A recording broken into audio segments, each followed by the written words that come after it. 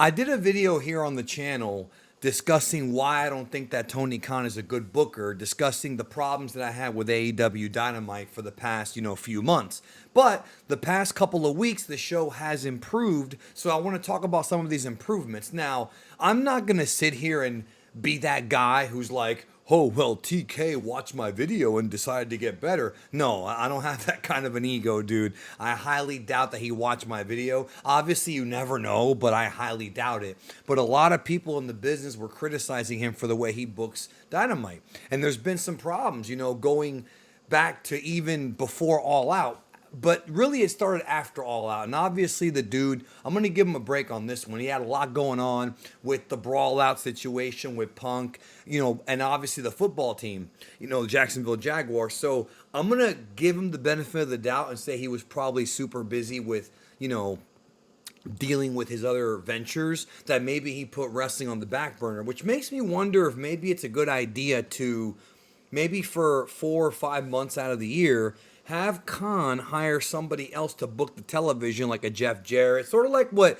Jerry Jarrett and Jerry Lawler did for Memphis, except have someone else book it. He can approve it. He can obviously look at the format and, say yes or no to it, and then just go and work on the football team. That to me might actually be a good idea because of two reasons. One, it gives the show a fresh feel, and two, it gives him time to recharge his batteries. When it comes to booking or any kind of creative venture, burnout is a very serious thing. And no matter the fact that TK is only 40, he's a young guy, anybody can get burnt out. I mean, I've been doing YouTube for 8 years and I suffer from burnout. It happens. So I want to talk about what has improved in AEW the past couple of weeks. Now, it's not perfect, but the TV show Dynamite itself is pretty good. Now, when it comes to Rampage, that one's a bit trickier because Rampage kind of feels like the unimportant weekend show, and sometimes they book some big matches and big angles on there, but it just does not get the same viewership as Dynamite. Dynamite's definitely the A show.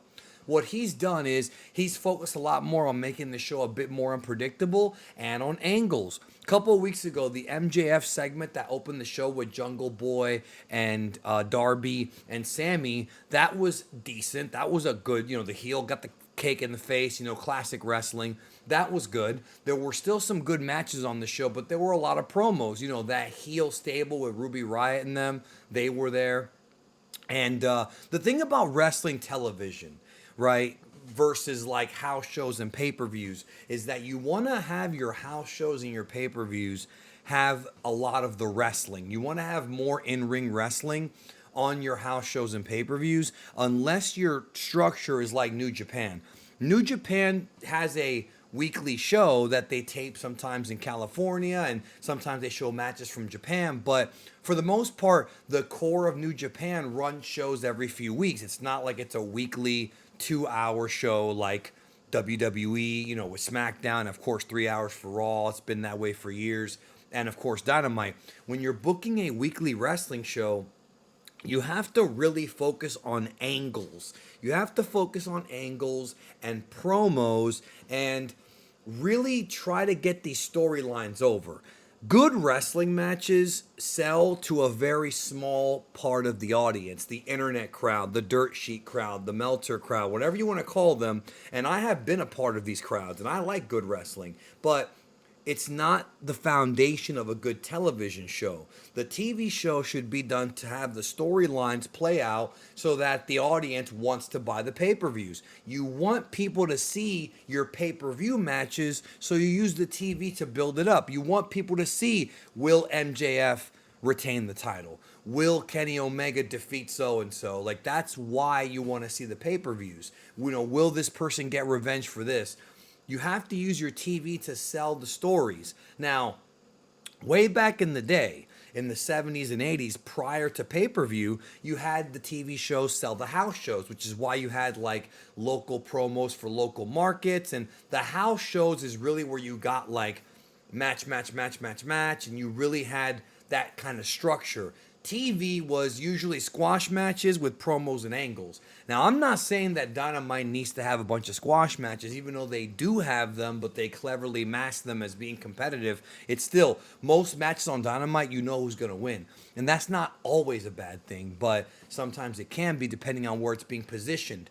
But then when the pay per view era started, the point of the TV show was not only to get good ratings, but to also build to the pay per views because the TV show, you obviously get money from it, but the pay per views is what people have to have the option to pay for. Now, recently, in the past few years, I would say, maybe even the past like almost a decade now, not quite, but almost, television fees have been a major backbone of income for both AEW and WWE.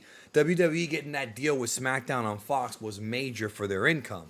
Now, with that logic, does that mean that you should have more big matches on pay-per-view or I'm sorry, on television? Not necessarily. I think some people think that it's okay and you can do it once in a while, but the television show should still be structured as more like a, stories. You want to get your stories over.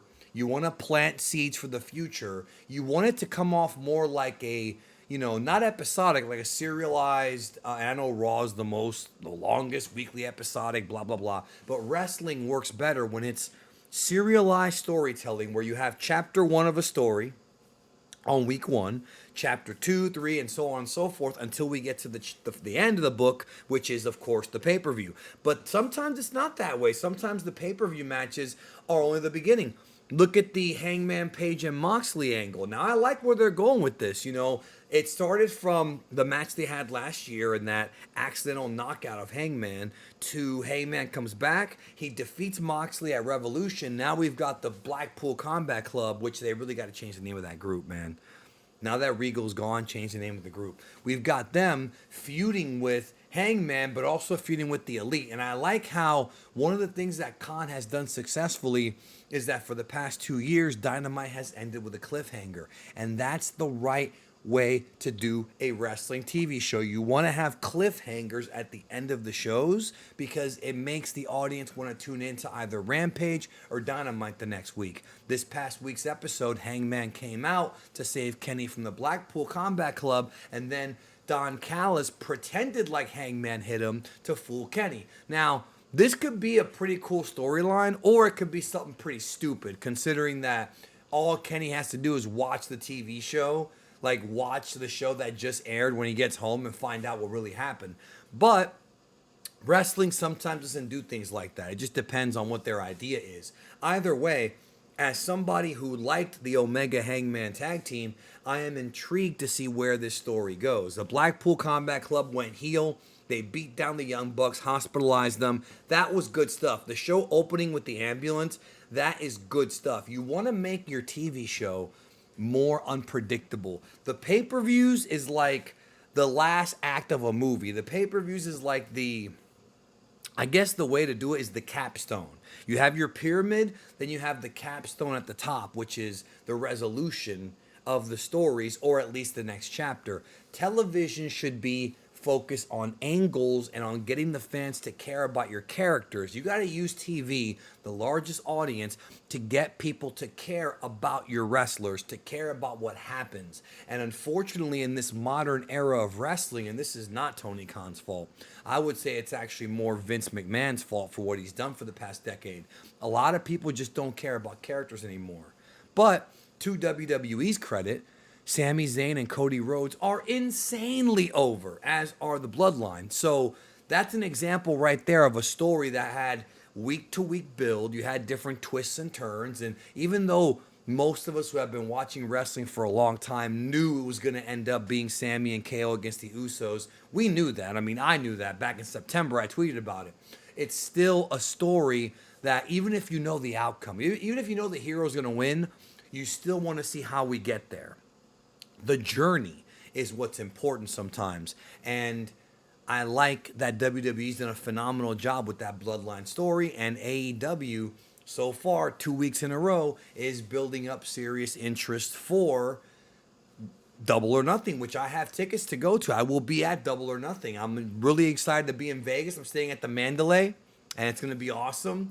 I've never stayed at the Mandalay ever in my life. It's a hotel that I've heard of for years and years since the era of UFC.